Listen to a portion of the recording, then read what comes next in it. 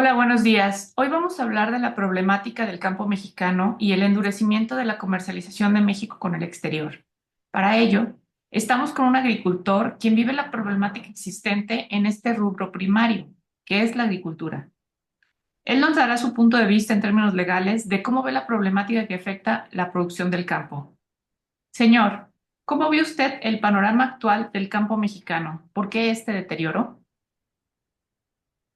Buenos días. Mira, mi nombre es Héctor Martín Larios Palacios.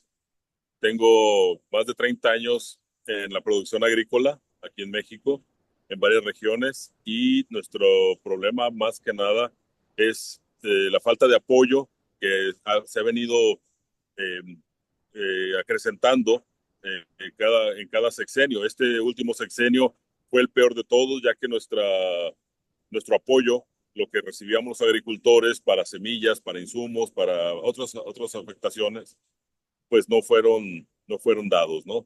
Esto era con el inicio, el apoyo era con el inicio de nuestro ciclo y nos ayudaba pues a solventar el arranque, sobre todo que no era regalado, porque eran créditos que se iban dando con pagos a cosecha o previos, ¿no? Entonces se ha incrementado mucho el costo para el productor, sobre todo para el pequeño productor, y en México estamos con problemas muy graves con respecto a la seguridad alimentaria. De acuerdo. Otra pregunta. ¿Qué opina de la repartición de suelo agrícola en nuestro país con respecto a la industria, a la agricultura industrializada y la de pequeños productores? Bueno, mira, el derecho agrario mexicano, sobre todo el derecho al agua, está especificado en varias leyes y reglamentos, pero principalmente en la Constitución. El artículo 27 establece que el Estado tiene la obligación de garantizar el acceso al agua para el uso agrícola, pecuario y forestal, así como para el consumo humano. Hay otra ley, que es la Ley de Aguas Nacionales, que está publicada en 1992, y que esta ley regula el uso y aprovechamiento del agua en México, incluyendo el agua para el uso agrícola. El reglamento de la Ley de Aguas Nacionales establece las disposiciones específicas para la implementación, ¿verdad?, de la ley de aguas nacionales.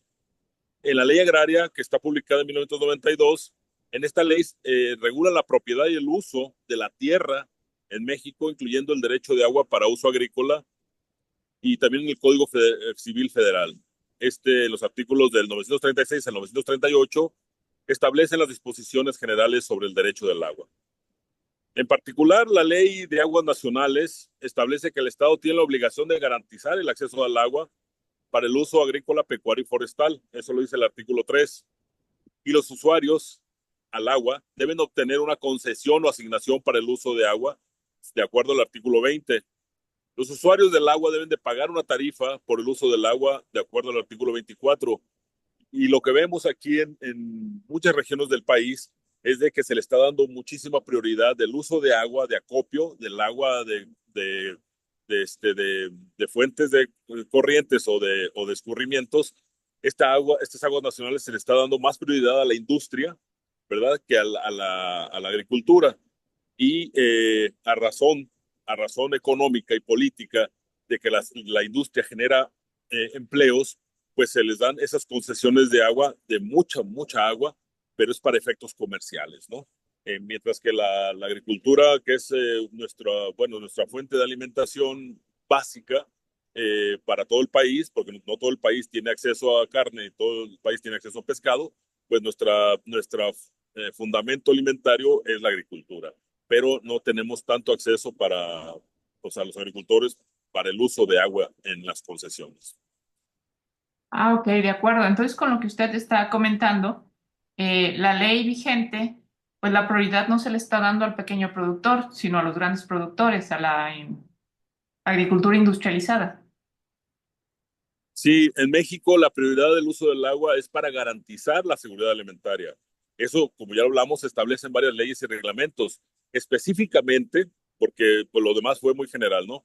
Pero específicamente en el artículo 3 de la Ley de Aguas Nacionales se establece que el Estado tiene obligación de garantizar el acceso al agua para el uso agrícola, pecuario y forestal, con el fin de asegurar la seguridad alimentaria y el desarrollo sustentable. En esa misma ley, el artículo 5 establece que el uso del agua para la agricultura y la ganadería es prioritario para garantizar la seguridad alimentaria y abasto de alimentos, donde no somos autosuficientes en México. La ley agraria también tiene un apartado para esto muy específico en el artículo 12, donde establece que el Estado tiene la obligación de garantizar, lo que dice también el artículo de aguas nacionales, dice que el Estado tiene la obligación de garantizar el acceso al agua para el uso agrícola y pecuario con el fin de asegurar la seguridad alimentaria y el desarrollo rural. Hay otras leyes, como la Ley del Desarrollo Rural Sustentable, el reglamento de la Ley de Aguas Nacionales, en sus artículos 2 y 14 respectivamente, que hablan básicamente de lo mismo, de asegurar que haya el acceso de agua para la producción agrícola y pecuaria, obviamente para seguridad alimentaria. Es importante destacar que estas leyes y reglamentos establecen la prioridad del uso del agua para la agricultura y la ganadería, pero también establecen que el uso de agua debe de ser sustentable y equitativo, y que se debe proteger los derechos de los usuarios del agua y del medio ambiente, básicamente, ¿no? De acuerdo. ¿Y usted, cómo ve la panorámica usted actual como pequeño productor agrícola? Bueno, mira, la estadística, desgraciadamente, la estadística del suelo agrícola industrializado y de pequeños particulares en México, pues no hay una información muy clara sobre ello, ¿no? A últimas fechas tenemos el problema de que no tenemos mucho acceso a información técnica de este tipo, por lo que pues ya sabemos, ¿no? Las nuevas leyes establecen pues la eliminación de instituciones que guardaban este tipo de información y que ahora es muy difícil de equilibrar o de complementar debido a que pues no tenemos acceso a ello, ¿no? Pero según el Servicio de Información Agroalimentaria y Pesquera, que es el CIA, la producción agrícola en México se divide en diferentes sectores, incluyendo la agricultura industrializada y la agricultura de pequeños productores. Aquí hay que hacer un paréntesis porque la agricultura industrializada pues va más hacia el sector comercial de alimentos, bueno, sí, de productos no alimenticios, ¿verdad?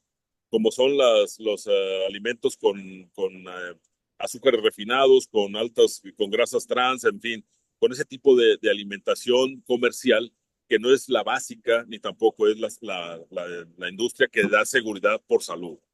En cuanto a la agricultura industrializada, se caracteriza por la utilización de tecnologías avanzadas y la producción a gran escala. Este sector es dominado por grandes empresas agrícolas que producen cultivos como maíz, trigo y soya, pero no para el consumo fresco, sino, repito, en mucha parte el maíz es industrializado para fructosa, para alta fructosa, para los refrescos, por ejemplo, o para dextrosa, entre otras cosas, igual el trigo pues, perdón, para la industria de los pastelillos, básicamente que no son más que un deterioro a la salud del mexicano, y la soya, que va más que nada para la extracción de aceite, para su consumo pues en la cocina, ¿verdad? Que tampoco no es nada saludable.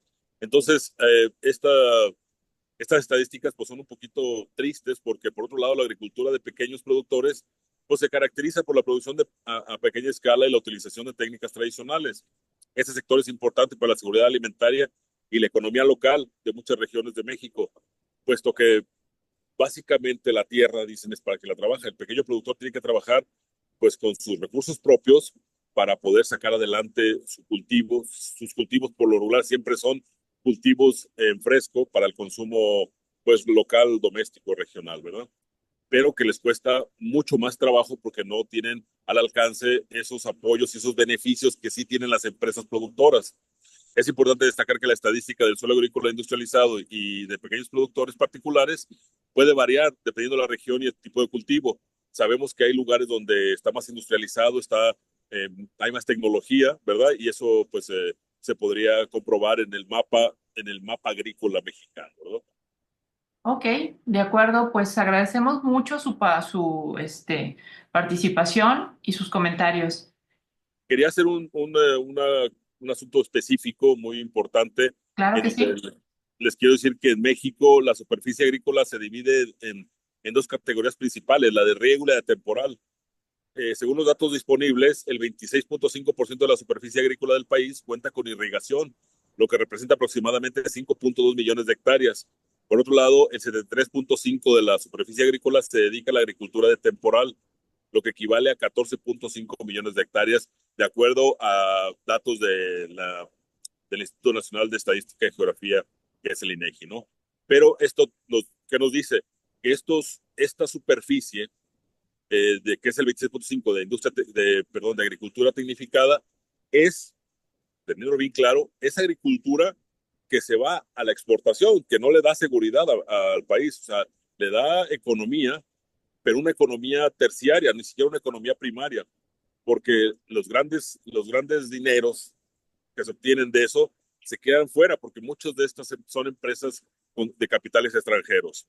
El ejemplo está, por ejemplo, los productores de berries que trabajan para una marca y que esa marca los hace que exploten a los pequeños productores, exploten sus tierras exclusivamente con berries que van a ser comercializados en Estados Unidos y en Europa, pero a través de estas empresas que los habilitan. El productor entonces se queda solamente con el fruto de su trabajo como un empleado más, mientras que quien recibe el dinero grueso son este tipo de empresas. Y de estas, casi todas las empresas tecnificadas se dedican a la exportación, que de cierta manera generan economía, pero no generan seguridad alimentaria, lo que sí hace el otro 73.5 de agricultores, que son los de riego de temporal. Pero desgraciadamente, pues en México sabemos que tenemos una gran cantidad de fenómenos meteorológicos que nos impide tener un buen temporal, o en exceso o a veces muy escaso. Son las diferencias que tenemos aquí en México, y que esta agricultura de temporal pues está dedicada básicamente a pues, granos y semillas, ¿no? Algunos vegetales primarios que son los que realmente llegan a nuestras casas. Digo vegetales primarios porque hay otros vegetales que son elaborados como hierbas orgánicas, de olor, etcétera, que van a un mercado muy específico, pero que no llegan directamente a la mesa del mexicano y tampoco le resuelven este problema. Por ejemplo, el maíz, ¿no? El maíz que nosotros nos jactamos, México, pues no es una jactancia, sino que es una realidad. México, que es la cultura del maíz, está representado su inicio como pueblo, como cultura, a través del maíz, y que dependemos en gran medida de esta semilla, de este cereal, pero que desgraciadamente, a pesar de que somos los creadores, bueno, México es, bueno, esta zona es la creadora, la fundadora, se puede decir, la descubridora, y la productora de más de 37 razas diferentes de maíz, pues aquí no somos los productores número uno en esto, ¿verdad? Sino que somos los productores número 23 entre los países productores de maíz, cuando somos el consumidor número uno del mismo, ¿no? La situación de México ante el maíz transgénico, por ejemplo, el que nos va a llegar de Estados Unidos es muy complejo. Recientemente se emitió un fallo en el que representa una victoria para los productores de maíz amarillo transgénico de Estados Unidos, y que podrán mantener el flujo de este grano hacia México, que es el segundo mayor importador en este tipo de maíz en el mundo. Esto lo pierde el gobierno mexicano, porque no pudieron comprobar científicamente que el maíz transgénico es dañino para la salud, cuando es algo básico, es algo que lo saben los niños de kinder, cuando les explicas cuál es el perjuicio a tu salud sobre un vegetal transgénico, no digamos cuál, pero en este caso el maíz.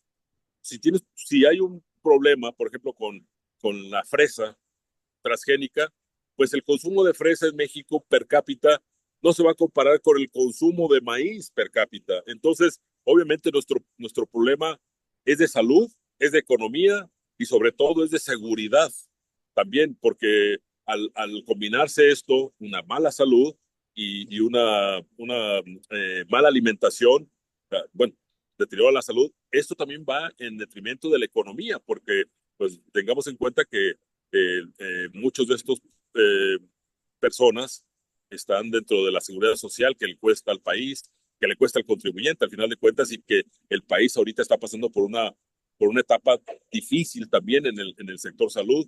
Entonces todo va junto con pegado, y las leyes que están hechas para esto pues no han sido aplicadas, porque están bien específicas, están bien claras, pero las políticas se han llevado más hacia otros sectores que son más convenientes en lo político y en lo económico, que lo que es la seguridad alimentaria.